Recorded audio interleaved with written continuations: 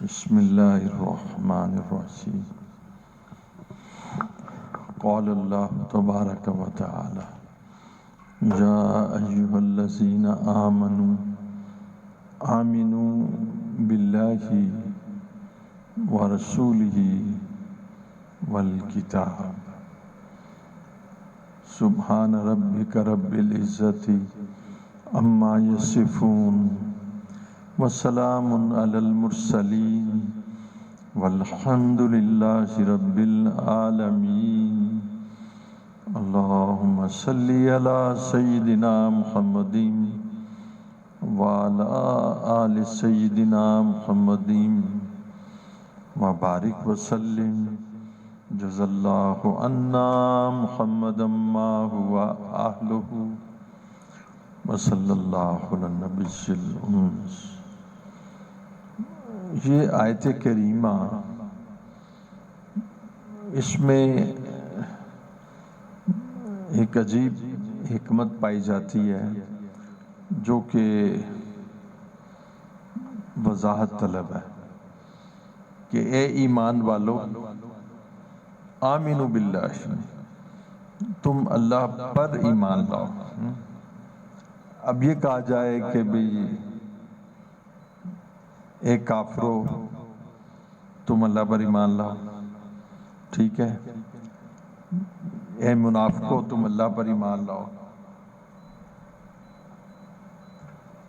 اے منافقو تم اللہ پر ایمان لاؤ، اے غیر مسلموں جو ڈس بلیورز ہیں وہ ان کو ایڈریس کیا جائے کہ وہ اللہ پر ایمان لائیں۔ اب دیکھیں، یا ایہا الذین آمنوا، اے ایمان والو، اے وہ لوگوں کہ جو ایمان لا چکے ہو، اے وہ لوگوں جو ایمان لا چکے ہو، کیونکہ یا ایہا الذین کفروا تو نہیں کہا گیا اے کافرو، اے منافقو، ٹھیک ہے، کہا گیا ہے اے ایمان والو، آمنوا باللہ، اللہ پر ایمان لاؤ۔ تو ایڈریس تو کیا جا رہا ہے اہل ایمان کو کہ جو پہلے سے ایمان لا چکے ہیں، اور الفاظ استعمال کیے گئے ہیں یا ایھا الذین آمنوا آمنوا باللہ ورسولہ والکتاب۔ اچھا آپ دیکھیں، جو ایمان مفصل ہے وہ تو آپ کو آتا ہی ہے، آمنت باللہ، اللہ پر ایمان ہے، وملائکتہ وکتبہ ورسلہ والیوم الآخر، وہ آپ کو سارا آتا ہے۔ اب یہ تو ایمان ہے، جب تک اس کیفیت کے ساتھ ہوں گے ایمان والے کہلائیں گے۔ پھر کہا جا رہا ہے کہ اے ایمان والو ایمان لاؤ اللہ پر، رسول اللہ پر اور کتاب پر۔ تین چیزیں ہی نا، اللہ کا رسول اور کتاب، کتاب و سنت، یہ دو چیزیں ہیں۔ تو کچھ اس کے بارے میں عرض کرتا ہوں۔ کہا گیا کہ اے ایمان والو، وہ ایمان کے بول جو تمہارے زبان پر ہیں، کیونکہ ایمان ہے اقرار باللسان، ٹھیک ہے، زبان سے تو تم نے اقرار کر لیا ہے۔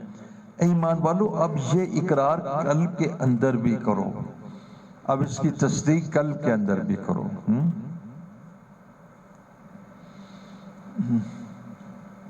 کچھ سمجھ آئی؟ اے ایمان والو، تم نے اقرار کر لیا لا الہ الا اللہ محمد رسول اللہ، اس کے بعد ہی تم ایمان والے بنے۔ اے ایمان والو، اقرار کرنے کے بعد، ایمان لانے کے بعد، آمنوا باللہ ورسولہ والکتاب، نماز تو پڑھو۔ اے ایمان والو، اللہ پر ایمان لاؤ، اللہ پر ایمان لاؤ اور نماز پڑھو۔ نماز تو پڑھو، تم نماز تو نہیں پڑھتے۔ اے ایمان والو، یہ جو تمہارے قلب پر سے غفلت ہے، اس غفلت کو دور کرو. حی علی الصلاح، حی علی الفلاح. اللہ اکبر، اللہ اکبر. وہ آپ کو میں عرض کرتا رہتا ہوں اور آپ بھی سنتے رہتے ہیں. میرے قلب میں بھی بڑا اثر ہوتا ہے کہ بلانے کا طریقہ کیسے عجیب ہے کہ اللہ اکبر، آئی ایم دا گریٹسٹ، میں سب سے بڑا ہوں. اللہ اکبر، سب سے بڑا.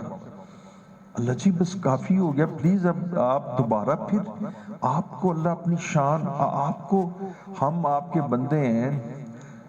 یا ایھا الناس انتم الفقراء الی اللہ، تم سب سلیب ہو، تم سب فقیر ہو، تم سب غلام ہو، اور تم سب مسکین ہو، تم سب ڈیپینڈنٹ ہو، اور تمہاری اوقات کیا ہے؟ تم اللہ کی بارگاہ میں سب کے سب فقیر ہو، منگتے ہو. اب اللہ تعالیٰ پھر آپ ان منگتوں کو کہتے ہیں اللہ اکبر. اللہ جل شانہ کوئی بڑا جنرل عمومی طور پہ اگر کوئی کام کہنا چاہے کسی کو، تو حضرت آپ نے کبھی دیکھا کہ وہ کہے کہ میں جنرل ہوں اور میں فلاں علاقے کا کور کمانڈر ہوں اور میرے نیچے اتنی برگیڈز ہیں اور میری یہ پاور ہے؟ ایسا تو کبھی نہیں ہوتا. شیخ آپ نے اپنے بچے کو کچھ کہنا ہوتا ہے، آپ کہتے ہیں بیٹا میں باپ ہوں، میں نے تمہیں پالا تھا، اور اس وقت جب تم بہت چھوٹے تھے، انفینٹ تھے، تو اب تم بڑے ہو گئے، چلو یہ کام کرو. آپ یہ کوئی طریقہ بات کرنے کا؟ صحیح بات، یہ بات سمجھ میں آ رہی ہے؟ اس رب کی شان دیکھیے اور اس کا ہم بندے سے پیار دیکھیے. اور اللہ کے لیے عاجزی کے الفاظ تو نہیں آئیں گے، اللہ کے لیے محبت کے الفاظ آئیں گے. اس کی محبت دیکھیے اور دیکھیے اس کا عدل دیکھیے. عدل جیسے یہاں کیا مراد ہوگی؟ ہاں عدل سے مراد ہوگی کہ اللہ کو پتہ ہے کہ ظلومن جہولا، یہ بھولا بڑکھا ہے، بھول جائے گا، تو اسے فرمایا کہ میں اس کو یاد کراؤں گا. ہاں جی دیکھو کبھی کوئی آدمی کہتا ہے میں چیف جسٹس ہوں، سپریم کورٹ کا جسٹس، میں نے تمہیں بلایا ہے، میری یہ کیا کہتے ہیں اختیارات ہیں، اور میں نا سب سے سپریم ہوں. سپریم ہے نا جی، چیف جسٹس سپریم کورٹ، میں سپریم ہوں، لہذا میرا جو فیصلہ ہے وہ فائنل ہے، لہذا میں تمہیں بات کہتا ہوں.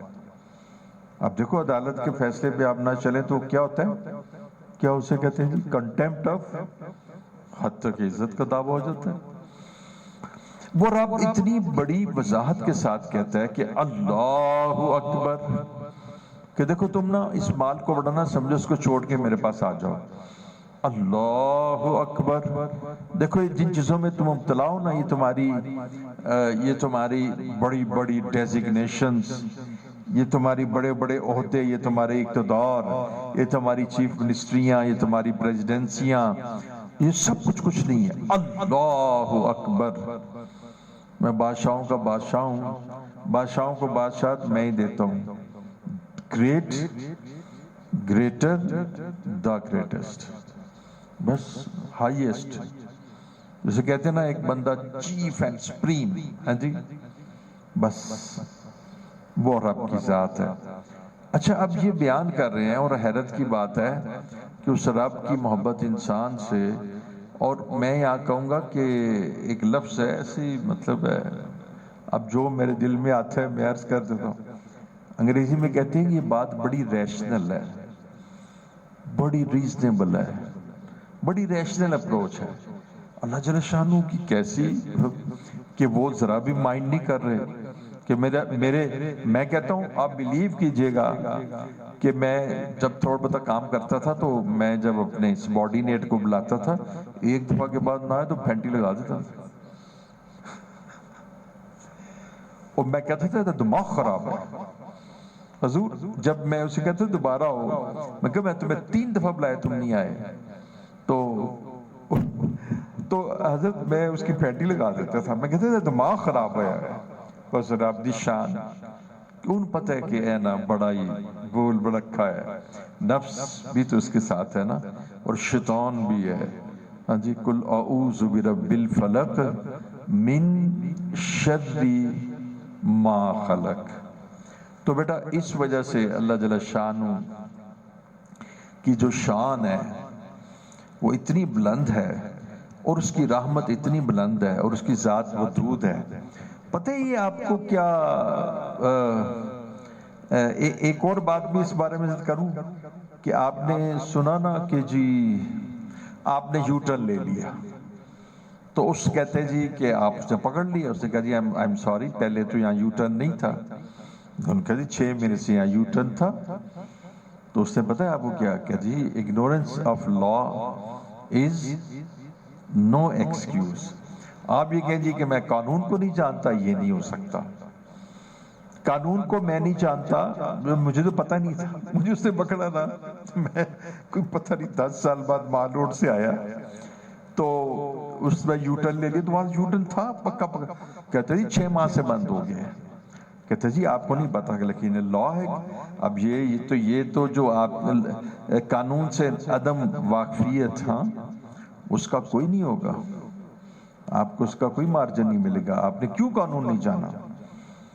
تو روز قیامت پوچھا جائے گا اپنے علم پر کتنا عمل کیا، اور جنہوں نے علم حاصل نہیں کیا ان سے کیا پوچھا جائے گا کہ علم کیوں نہیں حاصل کیا، رب کا علم کیوں نہیں حاصل کیا، رب مجھ سے کیا چاہتے تھے اس کو کیوں نہیں حاصل کیا۔ ٹھیک ہے بیٹا ادھر آ جائیے، ادھر کافی تو اس چیز کو سامنے رکھتے ہوئے میں آپ کو بتانا پتا کہ چاہ رہا ہوں کہ اللہ جل شانہ نے، یہ بھی ایک بڑی بات ہے کہ پس منظر میں ایک آدمی نا جو وکیل ہوتا ہے نا، وہ نا بڑے آرام سے کیا کہتے ہیں، جرا کہتے ہیں، جرا کرتا ہے، اور بڑی اس میں پیشنس ہوتا ہے، اور بڑا سائلنس ہوتا ہے، اور وہ نا بالکل غصے میں نہیں آتا۔ اس نے اگلے آدمی کو بتانا ہوتا ہے کہ بھی میں تمہیں کس طرح پکڑوں گا۔ تو اللہ جل شانہ فرما رہے میں نے تمہارے سامنے عذر ہی نہیں چھوڑا۔ فاروق صاحب ٹھیک ہے نا، میں نے عذر ہی نہیں چھوڑا کہ تم کو ایک کس کی آواز آ رہی ہے، اے کون ہے؟ اللہ اکبر۔ حضور پتہ لگا مہنگائی کیوں ہے؟ 90 لاکھ آدمی نماز نہیں پڑھتا لاہور میں۔ حضرت یہ میں نے سٹیٹسٹکس آپ کو جو بتایا نا، وہ جو پیش کیے جاتے ہیں اس کے علاوہ بتائیں تو 95 کہتے ہیں۔ میں کہتا ہوں چھوڑو یار، 90 لاکھ آدمی نماز نہیں پڑھتے۔ تو اب مہنگائی ہو جائے تو آپ پریشان ہو جائیں، خدا کے بلانے پہ تو تم آتے نہیں ہو۔ اللہ اکبر، اللہ اکبر، اللہ اکبر، اللہ اکبر، 4 دفعہ کہا، اب حجت پوری ہوگی۔ یہ ٹھیک ہے حضرت، میں آپ شجاع صاحب ٹھیک کہہ رہا ہوں کہ حجت پوری کی ہے۔ میں کہتا ہوں جی یہ گل تے میں تانوں بڑی وضاحت نال دسی سی، وہ بار بار ریپیٹ کیتی سی، اور ہن تسی کسا کہندے ہو جی میں نہیں جانتا۔ تو بندہ پکڑا گیا، بندہ پکڑ، اس لیے سب سے پہلے کس کا حساب ہوگا روز قیامت؟ نمازوں کا۔ وہ کہتے ہیں ہی مطلب کہتے سے مراد ہے، ہم نے یہ حدیث میں پڑھا بیٹا کہ او دیاں نمازاں چنگیاں ہوئیاں نا تے او مطلب کی کہتے ہیں پج جائے گا، کامیاب ہو جائے گا، ہی ول بی سکسیسفل۔ اچھا بیٹا او دیاں نمازاں کٹھیں ہوئیاں نا تے پھر کی کہا جائے گا دسو؟ نہیں پڑھیا جائے گا تو وہ اور بھی تو کوئی ہو سکتا ہے نا۔ ہاں جی شاباش، کچھ تو صحبت کا اثر ملا ہے آپ کو، چاہے جو بھی ہو آپ کے ساتھ۔ تو وہ نفلوں سے دیکھا جائے گا، پھر دیکھا جائے گا کہ ایدے کل نفلیں ہے گیا نے، ایدے کل نا اوابین دے نفل نے، ایدے کل اشراق دے، ایدے کل دوجے نفل نے، پھر انہاں نال نہ کچھ کمی بیشی پیدا کر لیتی جائے گی، ٹھیک ہے نا۔ تو اس لیے سب سے پہلے اچھا اس کے بعد اتنی زبردست بات ہے کہ دیکھیں انٹروڈکشن، کتاب اچانک نہیں شروع کر دی کہ میں کہتا ہوں یہ کرو یہ کرو یہ نہ کرو یہ کرو، اللہ اکبر۔ اس کے بعد اذان، از کتاب سے میری مراد اذان ہے۔ اس کے بعد کہا گیا اشہد ان لا الہ الا اللہ۔ تو صرف ایک ہی لے لو تاکہ نہ میں مضمون کو بکھیروں نہ، کہ میرے سوا تمہارا کوئی الہ نہیں، اور روزی کون دیتا ہے؟ جو الہ ہوتا ہے۔ الہ وہ ہوتا ہے جو روزی دیتا ہے، حالانکہ الہ وہ بھی ہوتا ہے جو پیدا کرتا ہے، الہ وہ بھی ہوتا ہے جو نفع نقصان کا مالک ہے، لیکن اس کا میں نے الہ وہ بھی ہوتا ہے جو موت دیتا ہے، الذی خلق الموت والحیات۔ تو میں نے اس کا ذکر نہیں کیا حضور، میں نے اس کا ذکر نہیں کیا۔ صرف آپ دیکھیں لا الہ الا اللہ، یعنی میں گواہی دیتا ہوں کہ اللہ کے سوا کوئی رازق نہیں۔ حضور اگر میں اس کا ترجمہ کروں اشہد ان لا الہ الا اللہ کہ اللہ کے سوا کوئی رازق نہیں، تو یہ ترجمہ ٹھیک ہوگا؟ اللہ کے سوا۔ لو پھر اب بتاؤ، اب جناب تم رزق کی شکایت کرتے ہو، اب تمہیں رازق آ جاؤ بیٹا۔ اچھا اب تم دیکھو نا، تم رزق کی شکایت ادھر دیکھو جگہ کتنی، اب تم رزق کی شکایت کرتے ہو نا، اب تم رزق کی مہنگائی میں رزق تمہارا متاثر ہوا نا، تو اب وہ کہتا ہے کہ یاد رکھنا کہ میں سب سے بڑا بھی ہوں اور تمہارا رازق بھی ہوں، ٹھیک ہے؟ اشہد ان لا الہ الا اللہ۔ اب بڑا راستہ دیجیے شیخ، ادھر آ جائیے، اس کرسی پہ بٹھاتے ہیں، اس کرسی پہ۔ اشہد ان لا الہ الا اللہ اور اشہد ان محمد رسول اللہ۔ میرا تم نے تعارف لینا ہے نا، میرا اگر تم تعارف لینا چاہتے ہو تو میرا تعارف تم لینا چاہتے ہو تو میں نے اپنے مکمل تعارف کے لیے میں نے محمد صلی اللہ علیہ وسلم کو بیچ دیا ہے اور بک بھی دے دی ہے تاکہ تمہیں میرا انٹروڈکشن ہو جائے۔ وجہ یہ تھی کہ محمد صلی اللہ علیہ وسلم کی مبارک ضرورت کیوں پیش آئی؟ اس لیے کہ میں غیب میں تھا۔ میں کہاں تھا؟ I am behind the curtain، میں تو پردوں کے پیچھے ہوں، ٹھیک ہے؟ جب نفس اور شہوات کے پردے اترتے ہیں تو اللہ کی ذات نظر آنے لگتی ہے۔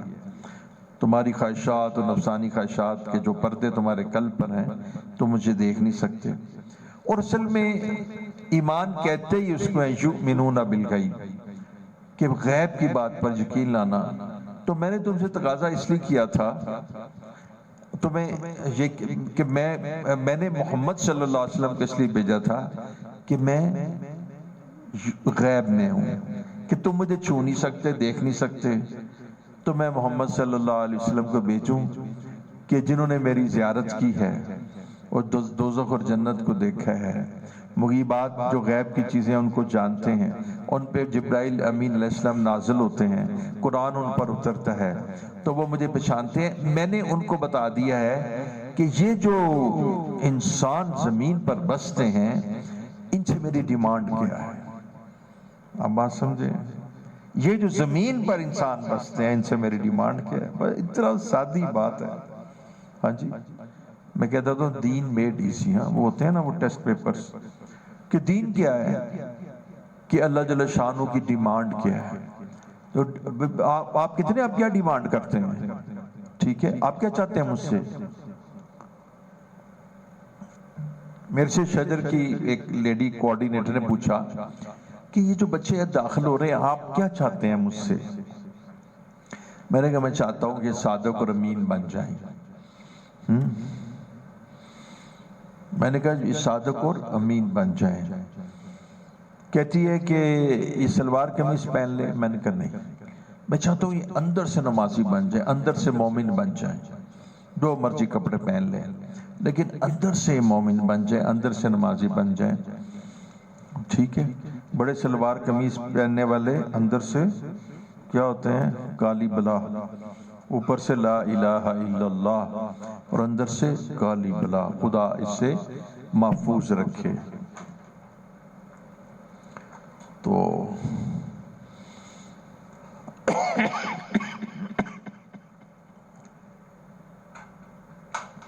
تو اللہ جل شانہ فرما رہے ہیں کہ اشہد ان لا الہ الا اللہ اشہد ان محمد رسول اللہ۔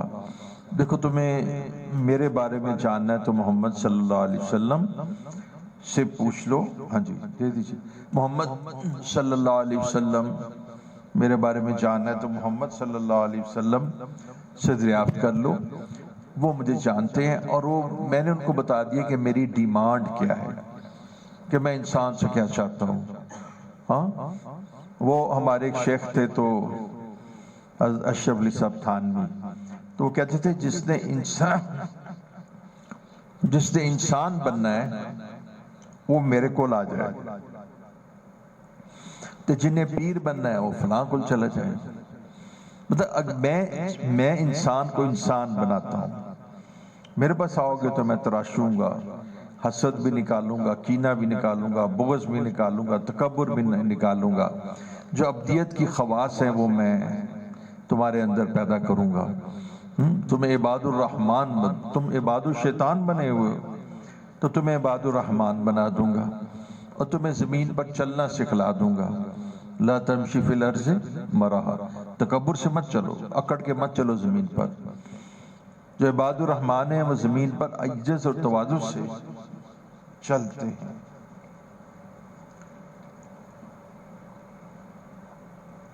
تو بیٹا اگر آپ نے محمد صلی اللہ علیہ وسلم کا چھوڑ دیا تو آپ تباہ ہو گئے. اب کیسے پتہ لگے گا کہ اللہ ہم سے کیا چاہتے ہیں، اللہ کی ڈیمانڈ ہم سے کیا ہے، وہ کون سی لائف ہے جس کا اللہ تقاضا کر رہے ہیں، وہ کون سی زندگی ہے جس کو اللہ چاہتے ہیں، وہ کون سے خلق ہیں، وہ کون سے اخلاق ہیں، وہ کون سی مدارات ہیں، وہ کون سی معاشرت ہے جس کو اللہ چاہتے ہیں. وہ عبادات کون سی ہیں؟ وہ عبادات جو آگ کے سامنے آتش پرس کرتے ہیں، وہ جو مٹی کی مورتیں بنا کے خود جھکتے ہیں، یہ سب شرک ہے. عقائد کیا ہیں کہ اللہ رب العزت کی ذات کیا ہے؟ قل هو اللہ احد، کہ یعنی ایمان کا جو سب سے اعلیٰ ترین درجہ ہے وہ کیا ہے؟ توحید. بتاؤ کیا میں نے کہا ہے؟ بس سب سے اعلیٰ ترین درجہ جو ہے وہ توحید ہے. تو جیسے امام بخاری نے اپنی کتاب کو یعنی اپنا باب بدء الوحی سے شروع کیا اور کتاب الایمان سے ہوتے ہوئے اخیر میں انہوں نے کتاب التوحید پہ ختم کیا. یہ ایمان کا سب سے ہائیسٹ پیک درجہ تھا کہ جس کے اندر غیر اللہ کی امیزش نہ ہو.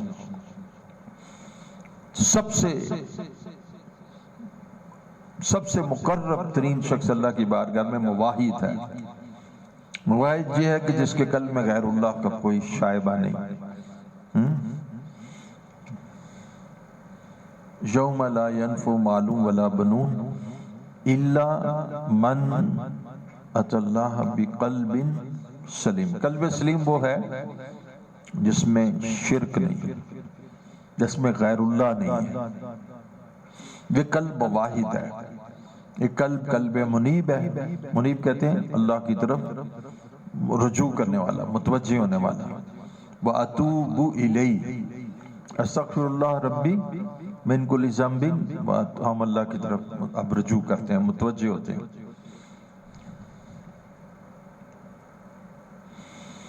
تو اللہ جل شانہ یہ فرما رہے ہیں کہ میرے بندے، میں نے محمد صلی اللہ علیہ وسلم کو بھیجا ہے تاکہ تو صرف یہ جان لے کہ میں نے لائف کیسے گزارنی ہے.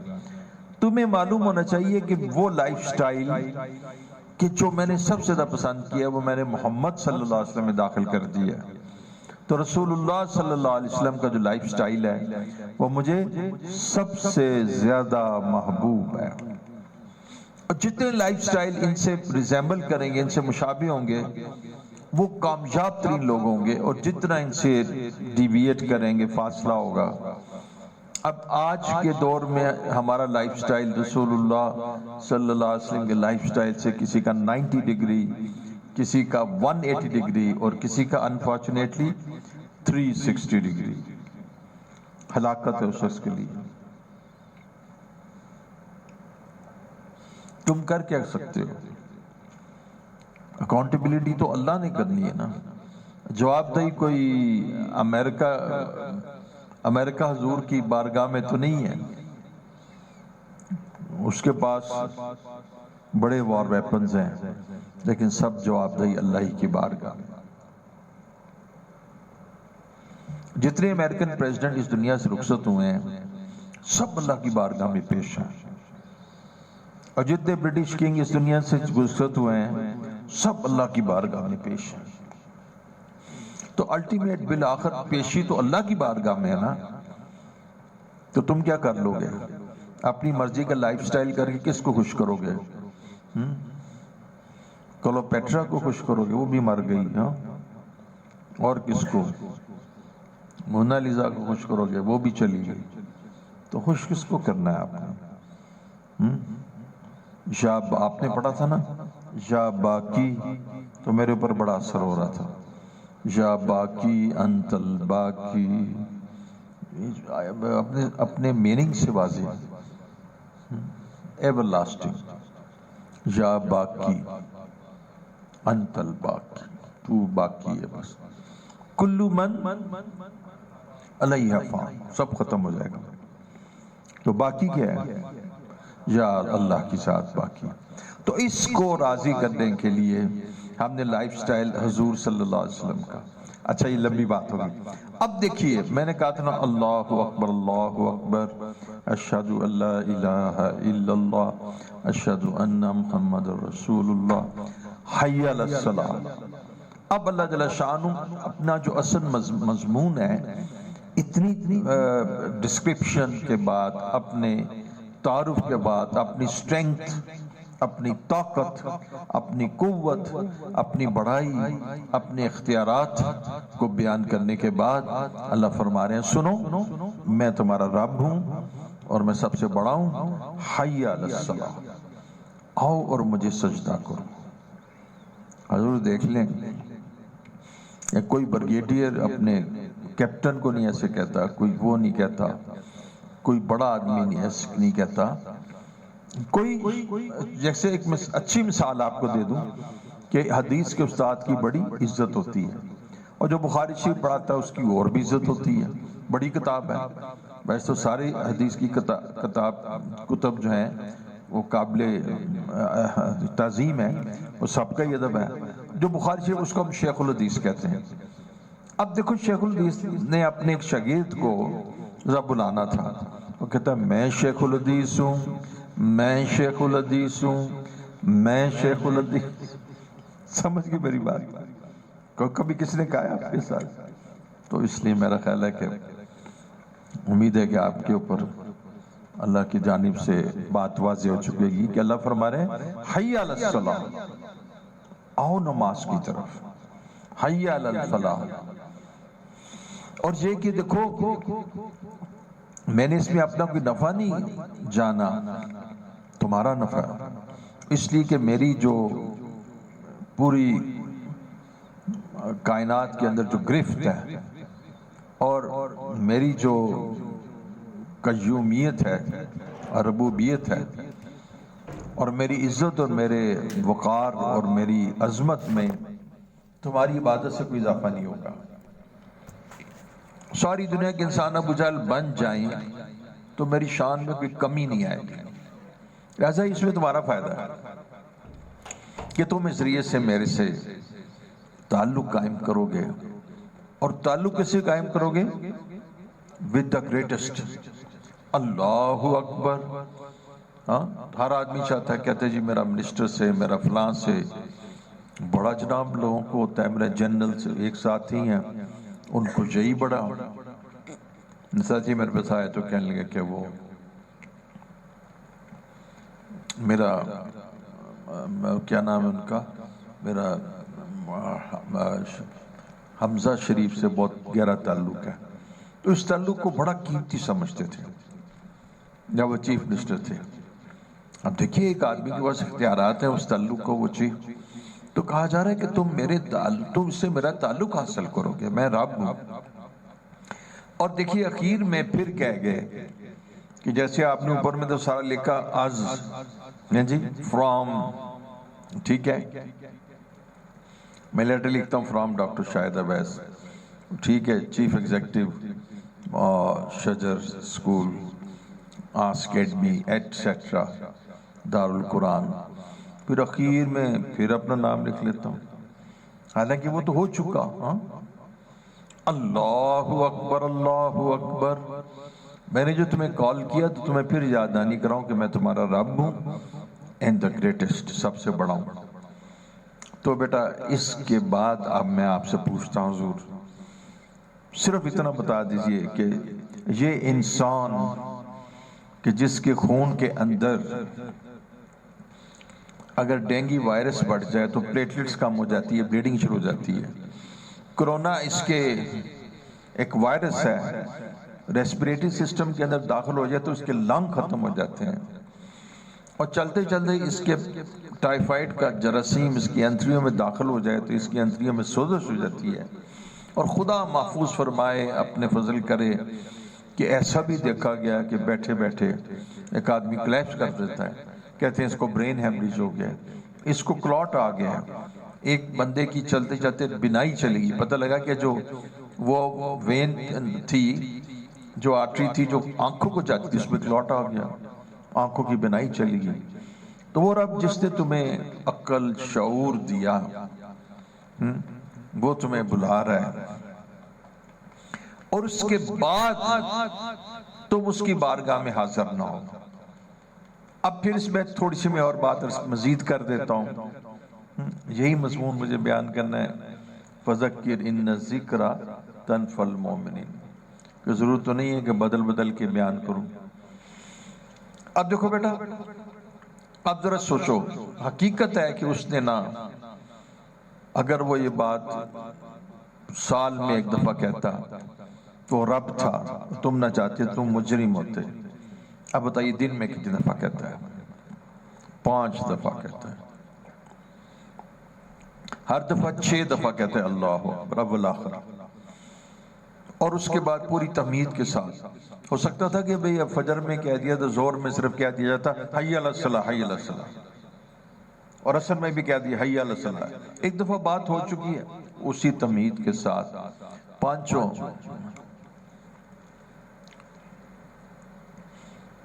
اب آپ نے وہ فضائل نماز میں پڑھا ہوگا، ذرا مجھے یاد کرا دینا کہ سراسر ظلم ہے، اور سراسر نفاق ہے، اور سراسر کفر ہے۔ بس ٹھیک بول رہا ہوں؟ اس شخص کا عمل کہ جو مؤذن کی یعنی اللہ کے منادی کی آواز سنے اور مسجد میں نہ آئے۔ اب یہ کون فرما رہے ہیں بتائیے؟ کس نے فرمایا؟ صلی اللہ علیہ وسلم فرما رہے ہیں۔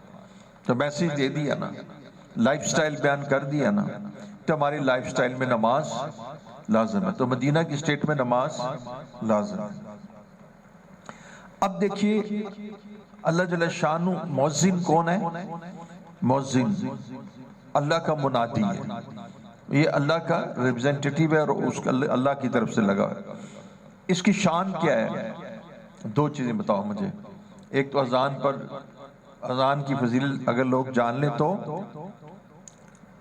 لڑیں ایک دوسرے پہ، جھگڑا کریں کہ میں نے اذان دینی ہے، میں نے اذان دینی ہے، اور روز قیامت مؤذن گردن یعنی اس کو تعظیم ہوگی، تعظیم اس کی جائے گی کہ مؤذن ہے۔ کیوں؟ یہ اللہ کا فوجی ہے۔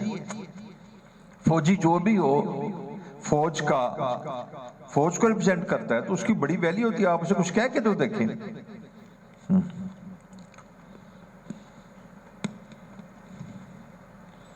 میں نے ایک شخص کو کہا دھیان رکھنا ہے مؤذن نے، زیادہ نہ ذلیل کرنا۔ لگ جائے گی، دھیان رکھنا ذرا، ہاتھوں نہ رکھنا، تسی کالے انگریز ہو، ایسا دیکھ لینا، اے مؤذن جی دھیان رکھنا۔ اب وہ مؤذن کہتا ہے، اب صلی اللہ علیہ وسلم ارشاد فرما رہے ہیں، آپ ارشاد فرما رہے ہیں، حضور والا ارشاد فرما رہے ہیں صلی اللہ علیہ وسلم کہ سراسر ظلم ہے، اور سراسر ظلم دیکھو بیٹا، اب تم ظالم ہوگے نا، اور سراسر نفاق ہے، تم منافق ہوگے، اور سراسر کفر ہے اس شخص کا عمل کہ جو مؤذن کی اذان سنے اور مسجد کی طرف نہ آئے۔ اب آئیے قرآن کی آیت کی طرف، کیا پڑھی تھی؟ یا ایھا الذین آمنوا، اے ایمان والو، ایمان لاؤ اللہ پر اور رسول اللہ پر۔ اب آپ کو جواب مل گیا کہ دیکھو تم ایمان والے ہو، اور اللہ کا جو منادی ہے مؤذن، تم اس کے بلانے پر حاضر نہیں ہو رہے، لہذا فرمایا کہ سراسر ظلم ہے، تم ظالم بھی ہو، ایمان تو لاؤ۔ اہل ایمان ظالم تو نہیں ہوتے، اور تم منافق بھی ہو، اس لیے کہ تمہارے قول اور فعل میں تضاد ہے۔ زبان سے تم کہہ رہے ہو لا الہ الا اللہ محمد رسول اللہ، کہ حضور صلی اللہ علیہ وسلم کی ساری شریعت کو میں نے تسلیم کر لیا، اور اس کے بعد تم عمل نہیں کرتے، تمہارے قول اور فعل میں تضاد ہے۔ یہ فرمایا آمنو باللہ، اے لوگو، اے ایمان والو، نماز تو پڑھو۔ آمنو باللہ کا مطلب نماز تو پڑھو، کہ اللہ پر ایمان تو لاؤ۔ کیسے؟ حی علی الصلاۃ، وہ کہہ رہے ہیں آؤ تم بات تو مانو، بات تو مانو اللہ کی، ایمان تو لاؤ۔ اور فرمایا کہ سراسر کفر ہے اس کا، کہ جو مؤذن کی اذان سنی اور حاضر نہ ہو تو کفر بھی ہو گیا۔ تو فرمایا کہ ایمان لاؤ، کہ جو تمہاری زبان پر ہے اس کو قلب میں داخل کرو، جو تم کہتے ہو اس کی تصدیق کرو، یعنی شریعت پر تو چلو۔ اے ایمان والو، آمنو باللہ ورسول، زنا تو نہ کرو۔ اے ایمان والو، آمنو باللہ، شراب تو نہ پیو۔ اے ایمان والو، آمنو باللہ، سود تو نہ لو۔ تم خدا پر ایمان لاتے ہو، تم قرآن پر ایمان لاتے ہو، اور اس پر سود لیتے ہو، اور جبکہ تم قرآن میں سود جو ہے وہ صریحاً حرام ہے، اور بڑا شدت کی حرمت اور اللہ کی ناگواری اور ناراضگی اور بہت بڑا گناہ ہے۔ ایمان والو، تم کلمہ تو پڑھ رہے ہو، کلمہ پڑھنے کی وجہ سے تم لا الہ الا اللہ کی وجہ سے تم مسلمان ہو، لیکن تم ایمان لاؤ اللہ پر اور رسول اللہ پر، کہ سود چھوڑ دو، زنا چھوڑ دو، شراب چھوڑ دو، بدعنوانی چھوڑ دو، رشوت چھوڑ دو، دو نمبری چھوڑ دو، ملاوٹ کرنا چھوڑ دو، کم تولنا چھوڑ دو، حسد چھوڑ دو، کینہ چھوڑ دو، بغض چھوڑ دو، جھوٹ چھوڑ دو، چغلی چھوڑ دو، لوگوں کی دل آزاری کرنا چھوڑ دو، لوگوں کی مال اور پیسے کے اوپر ڈاکہ نہ ڈالو، ٹھیک ہے؟ تو یہ بتایا جا رہا ہے کہ ایمان والو، تم نے نا ایمان کا کلمہ پڑھا ہے، پر ابھی تم نے بہت کچھ سیکھنا ہے، اور ابھی وہ جو تمہاری زبان پر ہے وہ صرف 1 فٹ کا فاصلہ تم نے طے کرنا ہے، کہ وہ تم نے قلب میں اتارنا ہے تاکہ وہ تمہارے عمل میں اتر جائے۔ اب یہاں پر ایک چھوٹی سی ایک آیت ہے، اگر تھوڑی سی، وہ عرابی جب آئے تو وہ عرابی تھے، کچھ سمجھے دیہاتی تھے، کچھ اپنا کچھ جہالت زیادہ تھی، اور جیسے کہ جو دیہات کے لوگ ہوتے ہیں وہ بڑا ان کے مزاج میں سختی اور شدت پائی جاتی ہے۔ تو جب وہ حضور صلی اللہ علیہ وسلم پر ایمان لائے اور انہوں نے کلمہ پڑھا تو ان کو امید تھی کہ آپ بہت زیادہ نوازتے ہیں تو ہمیں بھی یہاں سے مال پیسہ ملے گا، تو انہوں نے جتلایا کہ ہم ایمان لے آئے۔ تو اس پہ قرآن کی آیات اتر گئیں، مجھے لگتا ہے جیسے وہ ہم ہی لوگ ہیں، ایسے لگتا ہے ہمیں۔ قالت الاعراب آمنا، کہ یہ جو عرابی لوگ ہیں، اب یاد رکھیے آمنا، یا ایھا الذین آمنوا آمنوا باللہ ورسولہ، قالت الاعراب آمنا قل لم تؤمنوا، دیکھیں انکار ہو گیا، قل لم تؤمنوا، کہہ دو کہ تم ابھی ایمان نہیں لائے، ولیکن قولوا اسلمنا، ہم نے ایکسیپٹ کیا ہے، ہماری زبان پر ہے، ہم اسلام لے کے آئے ہیں، مل اسلام مل ایمان اور مل احسان، وہ اپنے حدیث جبریل سے ذرا میں نے کہا علماء کرام ادھر ریفر کر لیں۔ تو ابھی تم نے وَلَمَّا يَدْخُلُ الْإِيمَانُ فِي قُلُوبِكُمْ، ابھی ایمان تمہارے قلوب میں داخل ہی نہیں ہوا۔ آپ سمجھ گئے؟ یا ایھا الذین آمنوا، اے ایمان والو آمنو باللہ ورسولہ والکتاب۔ تو بیٹا بس اتنا ہی عرض کرنا چاہتا ہوں کہ میں نے یہی میسج دی ہے سب کو کہ نون لیگ والے کہتے ہیں مہنگائی عمران کی وجہ سے، عمران والے کہتے ہیں مہنگائی نون لیگ کی وجہ سے، اور شیطان نے اس طرح سے جو اپنے اعمال ہے اس سے توجہ، ہم کہتے ہیں اس چیز کا آپ قصوروار ہیں، اور آپ کہتے ہیں وہ قصوروار ہیں۔ حیرت کی بات ہے کہ آپ اپنے ایمان کو بھی نہیں دیکھتے، نماز کو بھی نہیں دیکھتے، زکوٰۃ کو بھی نہیں دیکھتے، دو نمبریوں کو بھی نہیں دیکھتے، جھوٹ کو بھی نہیں دیکھتے، رشوت کو بھی نہیں دیکھتے، آپ اپنے اعمال کو بھی نہیں دیکھتے، اور آپ یہ بھی نہیں دیکھتے کہ وہ رب مجھے 5 دفعہ بلاتا ہے اور مہینے میں 150 ٹائمز کال دیتا ہے، 1800 دفعہ مجھے سال میں بلاتا ہے، 1800 دفعہ کال اگر آپ کوئی باس آپ کو دے تو کیا آیا اتنی ٹالرنس ہوگی کہ وہ آپ کو روٹی دے، وہ آپ کو نوکری دیتا رہے؟ اس نے آپ کو رزق میں نہیں بند کیا، آپ کی نمازوں پر نہ آنے کی وجہ سے رزق بند نہیں کیا، وہ رزق بند کر دیتا تو اس کو حق پہنچتا تھا، وہ بالکل جسٹس تھا، یہ ظلم نہیں تھا۔ آپ آتے نہیں ہیں، اب اتنے بے شرم اتنے بے حیا ہیں، اتنے بڑے کے بلانے پر آپ نہیں آتے۔ تو میں آپ کو بتانا چاہتا ہوں کہ دیکھو بیٹا، جب نون لیگ اور اس کا ذکر آ گیا تو تم دونوں نے کیا کیا کہ تم نے اپنے اعمال سے نگاہ کو ہٹا دیا اور تم نے اس کا نام رکھ دیا مہنگائی۔ اول تو یہ مہنگائی تھی نہیں، وہ تھی اللہ جل شانہ کی ناگواری اور ناراضگی، اور اللہ جل شانہ کی ناگواری اور ناراضگی کی جو ظاہری شکل تھی وہ مہنگائی تھی۔ جیسے مرض اندر ہوتا ہے تو اس کی ظاہری علامات رونما ہوتی ہیں، کبھی آنکھوں میں ہوتی ہے، کبھی کسی قلب کے اندر ہو جاتی ہیں۔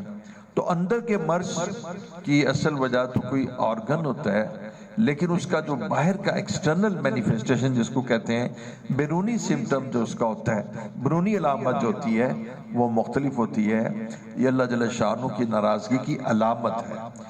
تو ہے تو یہ مہنگائی اور اللہ کی ناراضگی کی علامت ہے۔ کیوں؟ کہ جب تم نے اللہ کو سجدہ نہیں کیا اور جب تم نے جاننے کی کوشش نہیں کی کہ محمد رسول اللہ، کہ محمد صلی اللہ علیہ وسلم تم سے کیا ڈیمانڈ کر رہے ہیں اور اللہ تعالیٰ تم سے کیا چاہتے ہیں، تو پھر دیکھو اب کیا ہوا کہ تم نے پڑھ لیا تھا یا ایھا الذین آمنو، تم ایمان والے تھے، کلمہ گو تھے نا، اس لیے تمہارے ساتھ معاملہ دوسروں کی نسبت یعنی بہتر کیا گیا کہ تمہیں سرزنش کر دی گئی اور تمہارا رزق جو ہے تنگ کر دیا گیا، تاکہ تم نہ تو تم یعنی دوسری جو پیغامات تھے، دوسرے جو اللہ جل شانہ تم کو میسیج دیتے تھے اس کو ریکارڈ ہی نہیں کرتے تھے، تم کہنے جی اے تھوڑا کیتے تھے سندا ہی نہیں، این تو بہت کہیے تو پھر جاندا ہے، کہنے بندہ جڑا نا اینو ایک دو دفعہ کہیے تے اینو نہیں اثر ہوندا۔ تو تم اللہ جل شانہ کی مختلف چیزیں تھیں کہ کبھی انسان کے اوپر بیماری آ جاتی ہے، کبھی نامساعد حالات آ جاتے ہیں، تو تم ان سے بھی میسیج نہیں لیتے تھے۔ اب تمہارے رزق کے اوپر اللہ تعالیٰ نے نا تنگی کو ڈال دیا ہے، اس کو مقدر یعنی اس کو اپنے اندازے کے مطابق جس کو وہ چاہتے ہیں جتنا رزق دیتے ہیں، تو وہ رزق جو بے حساب دیا جاتا تھا اب اس رزق کو اللہ تعالیٰ نے اس کو مقید کر دیا ہے، تو اس کو تم نے مہنگائی کر دیا ہے، اور واقعتاً مہنگائی ہے، اور اس مہنگائی کی وجہ سے انسان کے اوپر ایک مصیبت آئی ہے، اور سب سے بڑی مصیبت ہے کہ اس مہنگائی کی وجہ سے پریشانی، اور پریشانی بھی اتنی شدید کہ اس کو ڈپریشن آئی ہے۔ اب میں آپ کو زیادہ کلام تو نہیں کرتا، بلز لوگوں کو ایسے آئے ہیں کہ آپ حیران ہوں گے کہ وہ جن کو 10,000 بل آتا تھا ان کو 40,000 آیا ہے۔ ہمارا جو ٹیکنیشین چھوٹا سا نوجوان ہے، تھوڑی سی تنخواہ لیتا ہے، اس کو 26,000 بل آیا، چرڑ میں رہتا ہے، تو اس کی وجہ سے نا پریشانی انسانوں پر آئی ہے۔ اور میں نے کہا کہ سفید چنے جس پر بیان کر رہا ہوں آج کل وہ 400 روپے ہو گئے، تو کسی نے کہا ماش کی دال بھی 400 روپے ہو گئی۔ تو جب دالیں 400 روپے کی ہو گئیں تو گوشت ہو جاتا تو کوئی حرج نہیں تھا، ایپل اور یعنی اناناس ہو جاتا تو کوئی حرج نہیں تھا، لیکن ٹماٹر اور پیاز اور دالیں اگر مہنگی ہو جائیں تو یہ تو براہ راست آپ کو پکڑ لیا گیا ہے۔ خدا کے واسطے اس کو مہنگائی نہ کہیے، اس کو اپنے گناہ سمجھیے، یہ گناہ کی پاداش میں ہے۔ میں علماء سے کلام کرتا ہوں، وہ بھی خاموش ہو جاتے ہیں، اس پر بھی میں رنجیدہ ہوں، وہ بھی اس کو وضاحت نہیں کرتے، ورنہ چاہیے تو یہ تھا کہ بڑے بڑے علماء اس بات کا تقاضا کرتے کہ بڑی بڑی جگہوں پہ جا کے اجتماعی توبہ کرتے۔ ہاں اب اس کا کیا ہے، اس کا علاج کیا ہے؟ اس کا علاج ہے کہ جب یہ ہمارے گناہوں کی وجہ سے ہے تو گناہوں کا علاج کیا؟ استغفار، کہ بندہ گناہوں سے استغفار کرے، توبہ کرے۔ جب وہ گناہوں سے توبہ کرے گا، گناہوں سے توبہ کرے گا تو اللہ رب العزت اس کے ساتھ فضل کا معاملہ فرما دیں گے، کیونکہ اللہ تعالیٰ بڑے کریم ہیں، گناہوں سے توبہ کرنے والے کو معاف کر دیتے ہیں۔ ایک وقت میں تو جب وہ توبہ کرتے ہیں معاف ہی کر دیتے ہیں، اس کے بعد دوبارہ اس کو پتہ ہوتا ہے اس نے گناہ کرنا ہے، جی جاننے کے باوجود کہ دوبارہ بھی گناہ کرے گا، لیکن اس وقت جب توبہ کرتا ہے تو اللہ تعالیٰ اپنی رحمت سے اس کو غفار ہیں، ان کی غفاریت کا یہ انداز ہے کہ وہ اس کو معاف کر دیتے ہیں۔ اور میں تو یہ بھی کہتا ہوں کہ جھوٹی توبہ بھی کرے تو اس کو بھی معاف کر دیتے ہیں، وہ بڑے کریم ہیں۔ اور توبہ بنانے کی شکل بھی اختیار کر لے، ارادہ بھی کر لے، اس کو بھی معاف کر لیتے ہیں۔ آنکھوں میں ندامت کے آنسو آ جائیں اس کو بھی معاف کر دیتے ہیں، اور پیشانی پہ ندامت کے قطرے آ جائیں تو اس کو بھی معاف کر دیتے ہیں۔ کیا شعر ہے؟ موتی سمجھ کے شانے کریمی نے چن لیے۔ میرے گناہوں کو یاد کیا تو پیشانی کے اوپر ندامت کے قطرے جو تھے میرے عرق انفعال کے، موتی سمجھ کے شانے، اللہ تعالیٰ نے ان شرمندگی کے قطروں کو موتی سمجھ کے گن لیا۔ تو دیکھیں میں نے تو آپ سے لاجک میں بات کی ہے کہ یہ اعمال اللہ کی بارگاہ میں پیش ہوتے ہیں، وہاں سے فیصلے ہوتے ہیں۔ سیدھی سی بات ہے، آپ کے دو خادم ہوں، ایک انتہائی نافرمان ہو اور ایک انتہائی فرمانبردار ہو، دونوں کے ساتھ ایک معاملہ تو نہیں ہو سکتا، بالکل نہیں ہو سکتا۔ آپ دنیا میں بھی نہیں کرتے، کورٹ بھی نہیں کرتی، کوئی جسٹس بھی نہیں کرتا، کوئی قاضی بھی نہیں کرتا۔ تو جو لوگ فرمانبردار اور مطیع ہیں، اور وہ ان لوگوں کے برابر تو نہیں ہو سکتے کہ جو فساق اور فجار ہیں۔ تو اس چیز کو میں آپ کو بتانا چاہ رہا تھا کہ نماز جو ہے یہ کم از کم اسلام ہے، نماز، اس کے بغیر گزارا نہیں ہوگا۔ تو نماز کے بعد آدمی مومن تو نہیں ہو جاتا، نماز کے بعد پھر کہیں گے غیبت تو نہیں کرنی، جھوٹ تو نہیں بولنا، سود تو نہیں لینا، ٹھیک ہے نا؟ نماز کے بعد کہیں گے متکبر تو نہیں ہونا۔ نماز تو ہے ہی عجز اور تواضع، سبحان ربی الاعلی، نماز تو جھکنے کا نام ہے۔ تو نماز تو تذلل کا نام ہے، لیکن اس کے بعد دیکھا جائے گا کہ دوسری اشیاء بھی ہیں کہ جن کو بندے نے سیکھنا ہے۔ تو اس لیے میں صرف اتنی بات آپ کو کہوں گا کہ جو سب سے پہلی چیز ہے جس میں ہم فیل ہو جاتے ہیں، بعد میں کیا کریں گے؟ ہاں تو آپ انٹر ہی نہیں ہو سکتے ایگزامینیشن میں۔ اور لکھا جی بھی اس کے لیے نا ایم فل ہونا ضروری ہے، پی ایچ ڈی کے لیے ایم فل ہونا ضروری ہے۔ میں مثال دیتا ہوں، آپ نے ایم فل کیا نہیں ہے، میٹرک کے ساتھ پی ایچ ڈی کا ایڈمیشن ہو ہی نہیں سکتا آپ کا۔ تو کوشچن یہ ہے کہ اللہ کی بارگاہ میں پذیرائی ہو ہی نہیں سکتا کہ شخص بے نمازی ہے۔ جیسا میں آپ کو باتیں سناؤں تو آپ پریشان ہو جائیں، میں آپ کو باتیں سناؤں تو آپ پریشان ہو جائیں، نام تو نہیں لیتا۔ ایک بہت بڑے شیخ ہیں جن کا طوطی بولتا ہے، مطلب ہے بغداد کے ایک شیخ ہیں جن کا طوطی بولتا ہے، پاکستان میں، ہندوستان میں، بغداد میں شاید اتنا نہ ہو، پاکستان۔ وہ کہتے ہیں کہ یہ اللہ کے بلانے پر حاضر نہیں آیا، اس کو سرپرستی سے مٹا دو. حالانکہ شرع اور فقہ یہ نہیں کہتی.